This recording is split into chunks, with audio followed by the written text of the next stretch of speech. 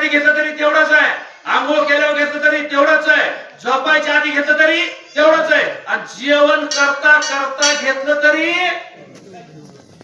काळ वेळ नाम उच्चारिता नाही, दोन्ही पक्षपाही उतरती. अरे कलियुगामध्ये फक्त देवाच्या नावाला किंमत आहे. चला आपण कुठे त्रेतायुगात आहे. कुठे आपण त्रेतायुगात आहे. त्रेतायुगात राजा रावण यज्ञ करीत बसलाय. राजा रावणाचा यज्ञ मोडण्यासाठी कोण गेले? हरिभक्त परायण. कोण? रामाचे भक्त म्हणजे हरिभक्त परायण झाले ना. यांनी यज्ञ मोडाव का? मोडाव. समजा माळकऱ्यांनी सत्ता पण पाडाव का? पाडाव. इतकं कोड्यात पडू नका. चालत नका. इतकं फक्त पडत नका. कोड्यात पडायचं नाही. याचा यज्ञ सात्विक नव्हता ना.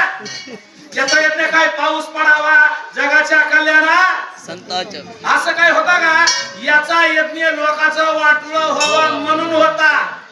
तसे काही जाणते आमुषाच्या दिवशी पाण्यात गिरणाच्या दिवशी बसते, पण हे लोकांचं कल्याण करायला, कुणाच्या म्हशीचं दूध बंद करायला, कुणाला मुटकी काय म्हणते काय हे असले धंदे करणारा पाण्यात मारला तरी पाप लागत नाही. मी म्हणतोय म्हणून कुणी मारू पुन्हा अजून पंचायत होऊन बसती.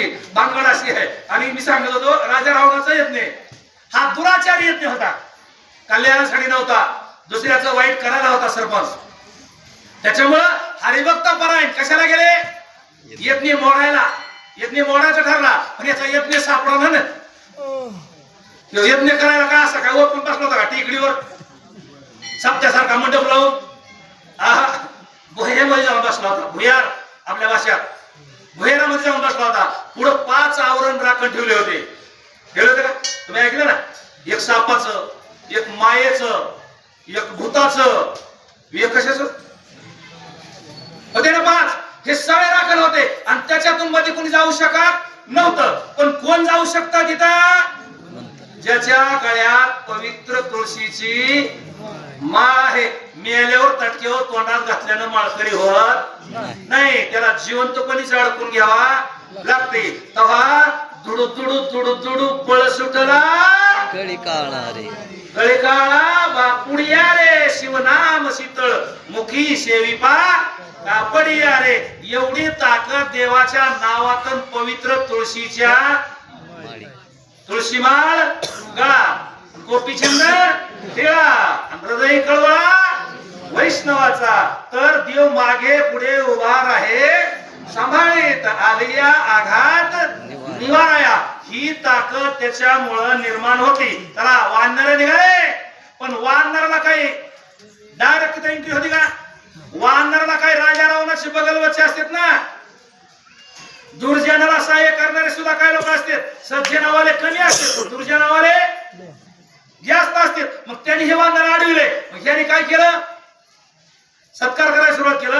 का घालीन लोटांगण वंदीने चरण अजिबात नाही. धर मार, धर मार. यांनी हे ज्यावेळेस सुरू केलं त्यावेळेस लंकेतले म्हातारे माणसं म्हणले, या राजा रावणानं ज्या वेळेस पासून ती दशरथाची सून इथं आणली आणि तेव्हापासून लंकेत कुणाला अजून यश आलं नाही. मग आता काय करायचं? सवेची मिसळाचे उदासे हिरोडे घेते खडगासे, तेरेच मारते राक्षसासे, वानराय शिख्याती केले. वानर आहे ते वानर. कसे एका एका शब्दावर लई मोठं पाणी लावता येईल. वानर ज्याच्याकडं किंमत किंवा ज्याचा कार्य आहे, ज्याचा पराक्रम आहे, त्याला काय म्हणतात? वा. असं म्हणते काय? एखाद्या पैलवान कुस्ती केलं काय म्हणतात? वार पैलवान. तसं वानर हे वानर होते. यांच्याकडे काही शस्त्र अस्त्र दारू गोळा काही नव्हता. यांच्याजवळ काय होतं? बुद्धिमत्ता, वरिष्ठ बुद्धिवान होते. अरे याने त्यांच्या जवळचं शस्त्र घ्यायचं. राक्षसाकडे त्यांच्याकडे सत्ता होती आणि हे वनवासी होते. सत्तेवाल्याकडे काय नसतंय? काही नसते ना. मग सत्तेवाल्याकडे दारू गोळा भाले बर्चे बंदुकी हात्याला सगळं होतं. याने काय करायचं? हारून जायचं, त्याच्या जवळच घ्यायचं, त्याच्यात पोटात घालायचं आणि त्यालाच मारायचं. असं कार्यक्रम वानर मंडळीने रामाच्या जीवावर चालू केलेला आहे. मारुनी आणि शाचरा नामे देते गुरु काळे तेने गरजेचे अंबरे आकांत थोरा हे कुठं चालू आहे? ओय, रमेश कुठं चालू आहे रे? भांडण कुठं आहे? अयोध्येला भांडण अयोध्येला का लंकेला आहे? लंकेच्या बाहेर नाही, लंकेत आहे. त्याच्या गावात जाऊन दादागिरी आहे. कुणाची? वानराची. हे बघा, सत्य माणूस असेल का तो कधी माग सरत नाही. आणि लबाड माणसाच्या नजरेवर नजर टाकून बोलायचं नुसतं तुम्ही. हा काय चाललंय मग? ते खाली मातीकडे बघणार. ताकद नाही मी त्या माणसाची वर बघायला.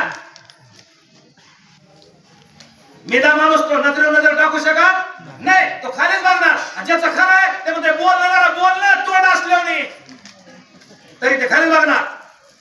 राजा रावणाची पार्टी मिंदी आहे, चोरी केली त्यांनी. त्याच्यामुळे वानर त्याच्या गावात आहे, त्यांनाच मारते, त्यांच्याच गोपुरावर वर जाते. गजर कुणाचा करते? रावणाचा. कुणाचा? मग आज आषाढी एकादशी ना आहे का नाही? एकादशी आहे का नाही? तरी उपकार असे हो. एकादशीला मग काय असतंय का नाही? भजन भिजन असतंय का नाही? देवाचं नाव बस तितकं नाही तुम्हाला नजर करी. पण एकादशीला तरी रामाच्या नावाचा गजर जरा थोडं आता किळी भरपूर आहे बघा. हा हा हा ते केळी भरपूर आहे. आता राजगिरीचे लाडू आहे 2000 आता. आणि पब्लिक आज आपल्याला आषाढी एकादशीमुळे कमी, त्याच्यामुळे तुम्ही राजगिरीचे लाडू कचून खा. पण रामाचं नाव घ्यायला हळूहळू म्हणायचं नाही बघा. ते तसं कधी नाही बोललं आणि तसलं काय करायचं नाही, मोठ्यानं बोलायचं.